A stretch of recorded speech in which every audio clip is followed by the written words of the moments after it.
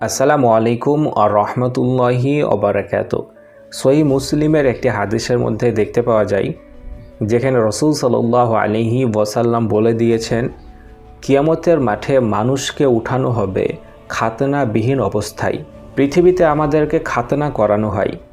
আমরা মনে করি খাতনা করা এটা সুন্নত কিংবা ওয়াজিব। আবার অনেকে মনে করে খাতনা করা বা মুসলমানি করা মানে সে মুসলমান। যদি খাতনা বা মুসলমানি না করানো হয় তাহলে সে হিন্দু।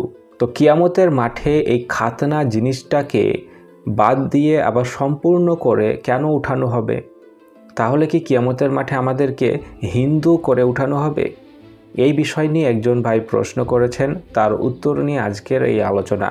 খুবই অজানা একটি বিষয় জানতে পারবেন, তাই সম্পূর্ণ দেখবেন। প্রথমেই আমি আপনাদেরকে সূরা আম্বিয়ার 104 নম্বর আয়াতটি দেখাবো, যেখানে মহান রব্বুল আলামিন বলে দিয়েছেন, কামা বাদানা আউওয়ালা খলকিন নুঈদু। আমি যেভাবে প্রথমবার তোমাদেরকে সৃষ্টি করেছিলাম সেভাবেই পুনরায় সৃষ্টি করব। এই আয়াতের মধ্যে মহান রব্বুল আলামিন স্পষ্টভাবে জানিয়ে দিয়েছেন যে কিয়ামতের পুনরুত্থান সেটা হবে নতুন কিছু, পুরাতন কিছু নিয়ে নয়। পুরাতন দেহ জোড়া লাগানো নয়, বরং নতুন একটি দেহ দিয়ে নতুনভাবে সৃষ্টি। মানুষ যখন প্রথমবার জন্ম নিয়েছিল নগ্ন পায়ে, নগ্ন দেহে, খাতনাবিহীন অবস্থায়, ঠিক একই রকমভাবে নতুন জন্মগত শিশুর মতো কিয়ামতের মাঠে মহান রব্বুল আলামিন আবার আমাদেরকে সৃষ্টি করে উঠাবেন। এ সম্পর্কে হাদিসে রাসূল সাল্লাল্লাহু আলাইহি ওয়াসাল্লাম স্পষ্টভাবে বলে দিয়েছেন, কিয়ামতের দিন মানুষকে উঠানো হবে খালি পায়ে, নগ্ন অবস্থায় এবং খাতনাবিহীন অবস্থায়। এটা কোনো রূপক শব্দ নয়, এটা বাস্তবেই এরকমই হবে। মানুষকে আবার খাতনাবিহীন অবস্থায় কিয়ামতের মাঠে উঠানো হবে। এর হিকমত কি? 1 নাম্বার, নতুন সৃষ্টির নীতি। কিয়ামতের জীবন এই পৃথিবীর জীবনের ধারাবাহিকতা নয়।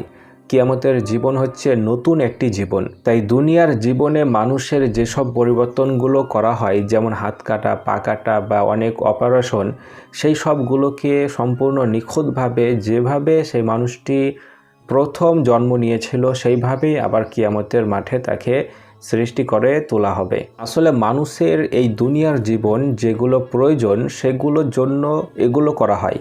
এই যেমন খাতনা করা দুনিয়াতে প্রয়োজন, কিন্তু কিয়ামতের মাঠে বা জান্নাতে এগুলো প্রয়োজন নেই। আরেকটি হিকমত হচ্ছে, কিয়ামতের মাঠে আমরা সবাই একই অবস্থায় থাকব। দুনিয়াতে হয়তো আমরা বিভিন্ন রকমভাবে নিজেকে উন্নত করি, আমাদের চেহারাকে প্লাস্টিক সার্জারির মাধ্যমে পরিবর্তন করে ফেলি, স্যুট বুট আরও ইত্যাদি পোশাকে আশাকে আমরা নিজেকে নতুনত্ব করে ফেলি। কিন্তু কিয়ামতের মাঠে আমাদেরকে খাতনাবিহীন অবস্থায় একদম নগ্ন পায়ে একবারে ফকিরি হালতে তোলা হবে। সবাই একই অবস্থায় থাকবে, কেউ রাজা, কেউ গরিব, কেউ ধনী, এরকম থাকবে না। যেমন এই সম্পর্কে মহান রব্বুল আলামিন একটি আয়াতে জানিয়ে দিয়েছেন, ইয়াউমা ইয়াকুমুন নাসু লিরব্বিল আলামিন। সেদিন মানুষ দাঁড়িয়ে যাবে সারা জগতের রবের সামনে। এখন সবচেয়ে বড় কথা হচ্ছে, খাতনা করলে সহবাসে অনেক উপকারী হয়, এরকম অনেকে বলে থাকে। তো জান্নাতে অনেক হুরের সঙ্গে সহবাস করা হবে, তো খাতনাবিহীনভাবে তাদের সঙ্গে সহবাস কীভাবে করবে? তো দেখুন, দুনিয়ার জীবন এবং জান্নাতি জীবন সম্পূর্ণ আলাদা। দুনিয়ার জীবন হিসাবে যদি আমরা জান্নাতের জীবনকে বিচার করি তাহলে এটা আমাদের ভুল হবে। জান্নাতের জীবন সম্পূর্ণ ভিন্ন। তো জান্নাতের জীবনে আপনি খাতনাবিহীন অবস্থাতেই রাসূল সাল্লাল্লাহু আলাইহি ওয়াসাল্লাম যেভাবে বলেছেন যে ৭০ জন হুরের সঙ্গে সে সহবাস করতে পারবে, তার থেকে অধিক, তো ঠিক একই রকমভাবে আপনি এটা করতে পারবেন। তো এটা অন্যান্য কিছু বিষয় নয়। আর একটি ভুল ধারণা অনেকের মনে আছে, সেটা হচ্ছে খাতনা বা মুসলমানি না করলে সে মুসলমান হয় না। এটা সম্পূর্ণ ভুল ধারণা।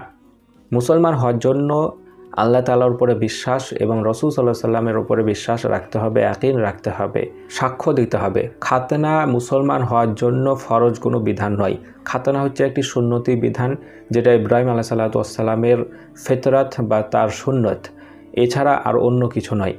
তো অনেকে ভাবেন খাতনা বা মুসলমানি করা মানে সে মুসলমান হওয়া, খাতনা করা নেই মানে সে হিন্দু, এরকম কিছু না। তাই কিয়ামতের মাঠে যদি আপনি খাতনাবিহীন অবস্থায় থাকেন বা জান্নাতে প্রবেশ করেন, তাহলে আপনি হিন্দু হয়ে প্রবেশ করবেন না, আপনি মুসলমানই থাকবেন। সেখানে হিন্দু কে মুসলমান এটা কোনো ব্যাপার নয়।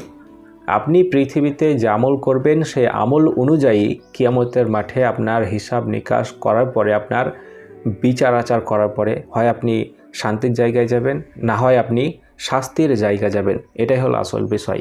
এ সম্পর্কে হয়তো আপনারা সব কিছু বুঝতে পেরেছেন। যদি এ সম্পর্কে আরও কিছু জানার থাকে কমেন্ট করতে পারেন। আজকের মতো এই পর্যন্তই।